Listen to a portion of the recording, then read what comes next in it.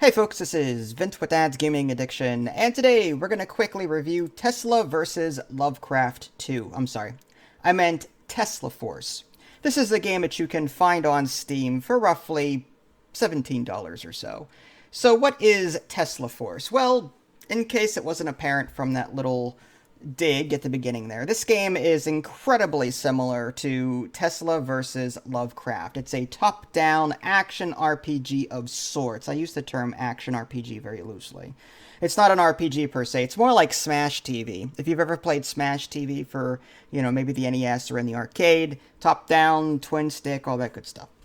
So, what are you going to be doing in this game, and how is it different than Tesla versus Lovecraft? Well, you get to choose between 4 different characters in this game, and they each have their own abilities. Like the one lady, I think Curie was it. You start off with dual pistols, and different characters have different starting health pools and the like. So you get to choose the one that you like, and then you're going to be branching off into this run. Think of it as a roguelike in the sense that, okay, here's 3 locations, you choose one, and you go in that direction. And when you get to that location, you're thrust into this very small area, and it's like an arena of sorts. Again, similar to that of Smash TV and Tesla versus Lovecraft. And there's some kind of goal, typically. These maps usually repeat themselves fairly often. The goals, there's like 5 or 6 of them, I think. One might be fix this thing, in which case you have to go around the map finding these spawning mechanical parts. Once you get all of them, you go over to the machine and you hit E to repair it, and then you can leave. There's that. There's another one, close the portals, where you just stay in the circle for a while. It closes the portal, you move on to the next portal, and these portals will spawn around the map randomly. And while you're doing this, you're going to be fending off waves of enemies that are constantly coming at you. Now, there is a doom clock on the right-hand side of the screen, and as the game progresses, it gets more difficult. So you're kind of up against the clock there. The game does get more difficult. The doom clock doesn't unlock the first time you play, but it will after you get past the first level, whatever, mission. Another cool thing is that you get a mech from time to time. Whenever you jump into a new arena level, you start off with this mech that is pretty darn powerful, and then it goes away after a brief period of time.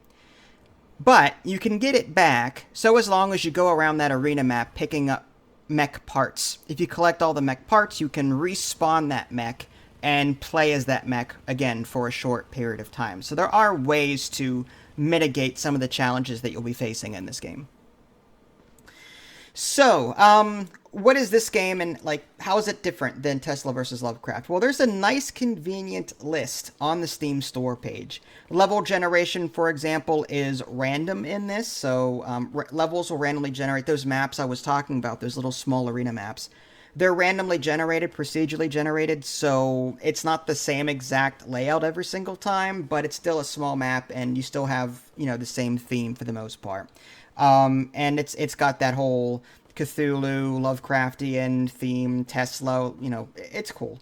As a playable character, you get to go around picking up various weapons, like you start off with a pistol, you can get a shotgun, you shoot enemies, or you get a Tesla gun. Again, it's very, Tesla is, electric. So you're going to come across these various cool-looking weapons that do some really neat things. You'll come across power-ups that you pick up, and they only activate for a limited amount of time. Some are you can activate like 3 times. Like there's a right mouse button activation ability. You pick it up, and it'll drop this 2-ton, weight on enemies wherever the location that you click. So there's that. Again, random power-ups. Everything you come to expect in a Smash TV kind of game. So there's bosses, there's a world map that branches off to different locations. You pick where you want to go next. There's perks. So as you beat these maps, and these arena maps, you pick the perk that you want. Sometimes it's a weapon upgrade to one that you have. Sometimes it's a perk that stays with you for the entire run, and so on. And that's the game. Whenever you die, you've got these pink/purple crystals, and they act as your premium currency.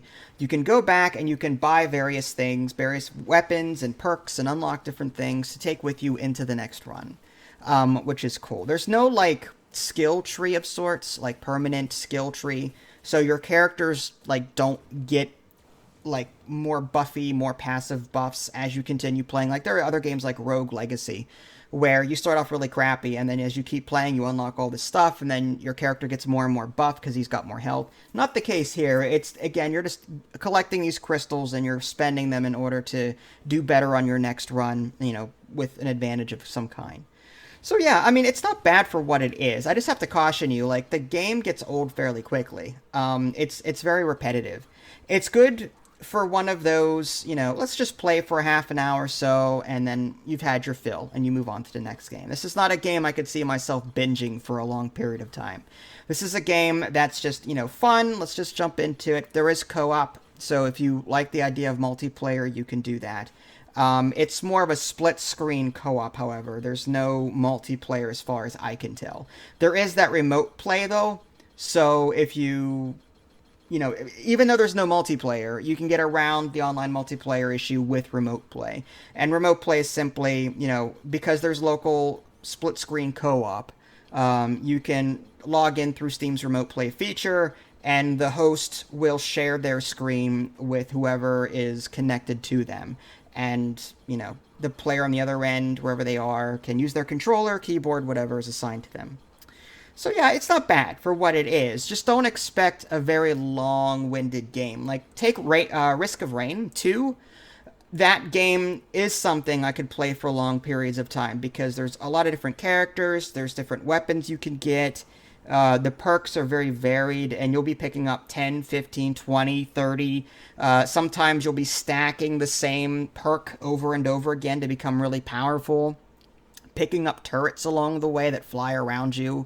Not in this game. This game's a bit more limited that way. So, like, I say that, like, Risk of Rain 2 has more longevity than this game does. Again, this is more of a fun, casual romp than it is something I'd play over the long haul. But that being said, it's not bad. Are there better games than this? Yes. But is it a bad game? No. So, you know, take that for what you will. If you like what you see here, feel free to pick it up. It's 20% off for another 38 hours as of the date and time of this recording, January 3rd, 2021. If you guys haven't already, subscribed to me on Twitch and YouTube. That way you can stay up to date with any new content I'm going to publish. This is Vince. Thanks for watching, and I'll catch you next time.